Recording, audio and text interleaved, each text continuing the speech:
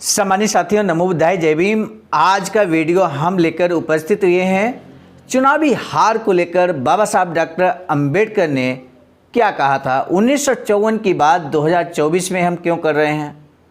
निश्चित रूप से इसलिए क्योंकि 1954 में बाबा साहब के द्वारा कही गई बात आज भी अनुकरणीय है। आज जब 4 जून 2024 को पूरे देश में पिछले लगभग 2.5 महीने से चल रही लोकसभा चुनाव की गतिविधियों को विराम लग गया, जब रिजल्ट घोषित हो गया, परिणाम किसी के पक्ष में किसी के पक्ष में नहीं रहा होगा। जिसके पक्ष में नहीं रहा, जिसको हार का सामना करना पड़ा आज के इस चुनाव में, उसे बाबा साहब के इस संदेश को, बाबा साहब के इस भाषण को, जो बहुत ही संक्षिप्त है, सारगर्भित है, जरूर सुनना चाहिए। जो लोग निराश हो रहे हैं, चुनावी हार को लेकर निराशा में डूब गए हैं, उन्हें बाबा साहब के इस भाषण को जरूर सुनना चाहिए कुछ समय निकालकर। आज का डॉक्टर ये जो संदेश है, बाबा साहब का ये स्पीच है, वो हम लेकर उपस्थित हुए हैं बाबा साहब डॉक्टर अंबेडकर संपूर्ण वाङ्मय खंड 40 से पेज नंबर 330 पर आप स्वयं भी अवलोकन कर सकते हैं। बाबा साहब कहते हैं, चुनावों द्वारा सीटें पाना एक साधन है, साध्य नहीं। दिनांक 20 अप्रैल 1954 को शेड्यूल कास्ट फेडरेशन के कार्यकर्ताओं को हितोपदेश करते हुए डॉक्टर बाबा साहब अम्बेडकर ने कहा कि पिछले चुनावों में शेड्यूल कास्ट फेडरेशन की हुई हार के कारण मेरे सहयोगी हताश हुए होंगे, और हो सकता है कुछ लोग ये भी सोच रहे हों कि चुनाव नहीं होने चाहिए। लेकिन मैं उनसे कहूँगा कि इस प्रकार हतबल या निराश नहीं होना चाहिए। राजनीति इसी प्रकार सीढ़ी दर सीढ़ी आगे बढ़ती रहती है। मैंने कभी भी हार की परवाह नहीं की, करता भी नहीं और कभी करूँगा भी नहीं। सम्मानित साथियों, बाबा साहब का राजनीतिक दल जो था, Akhil Bharatiya schedule caste federation, जिसका यहाँ जिक्र बार बार हो रहा है, राजनीतिक दल था। केवल चुनावों में जीत पाना ही फेडरेशन का उद्देश्य नहीं है। लोगों को उनके अधिकारों के प्रति जागृत करना और संघर्ष करने के लिए प्रेरित करना, यह इस चुनावों में उम्मीदवार खड़े करके मैं कर रहा हूँ। कहने का तात्पर्य यह है कि अगर पूरे देश में आपने कैंडिडेट्स को खड़ा किया है, तो आज वो लड़ना सीख रहे हैं, आज लड़ेंगे। हो सकता है आज हार जाएं, लेकिन कल वो जीतेंगे भी। यही सिखाने का प्रयास बाबा साहब कहते हैं मैं कर रहा हूं।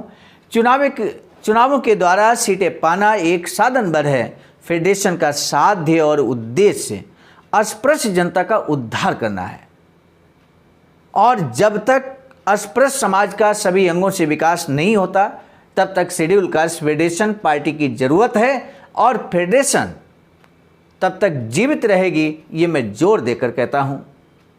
जो छोटे मोटे तूफान उठे होंगे या उठेंगे, वे हवा बहना बंद होने पर थम जाएंगे। उनके बारे में चिंतित होने की जरूरत नहीं है। फेडरेशन पार्टी के बगैर भारतीय राजनीति में अस्पृश्यों के लिए स्वाभिमान का स्थान नहीं बचेगा। बाबा साहब कहते हैं, फेडरेशन पार्टी के बगैर भारतीय राजनीति में अस्पृश्यों के लिए स्वाभिमान का स्थान नहीं बचेगा। वर्तमान में शेड्यूल कास्ट फेडरेशन नहीं है, बाबा साहब का राजनीतिक दल नहीं है, लेकिन बाबा साहब के पद चिन्हों पर चलने वाला राजनीतिक दल है, ये मैं पूरे विश्वास के साथ कह सकता हूं। और निश्चित है, जब तक वो राजनीतिक दल हमारे बीच में है, अस्पृश्यों, वर्तमान में SC ST OBC का स्वाभिमान बचेगा, जब तक आपका ये राजनीतिक दल बना रहेगा। हार जीत मामला नहीं है सम्मानित साथियों। स्वाभिमान बचाने के लिए आपका स्वयं का राजनीतिक दल होना चाहिए। बाबा साहब कहते हैं, फेडरेशन की पराजय के कारण ही दिनों दिन हमें अपने उद्धार के लिए नए नए कार्यक्रम बनाने पड़ते हैं। जो फेडरेशन के कार्यकर्ता हैं, उन पर बड़ी जिम्मेदारी है। उन सबसे मैं ये कहना चाहता हूं कि फेडरेशन की पराजय हवा से उजड़े पेड़ की तरह है। जो पार्टी आज हार गई है, जो बेहतर परफॉर्मेंस नहीं कर पाई है, उसके लिए कोटेशन बहुत ज़रूरी है। बाबा साहब कहते हैं आज जो पराजय हुई है वो हवा से उजड़े पेड़ की तरह है, लेकिन इस तरह उजड़ने से उस पेड़ की जड़ें ही मिट गई होंगी, ये सोचना गलत है।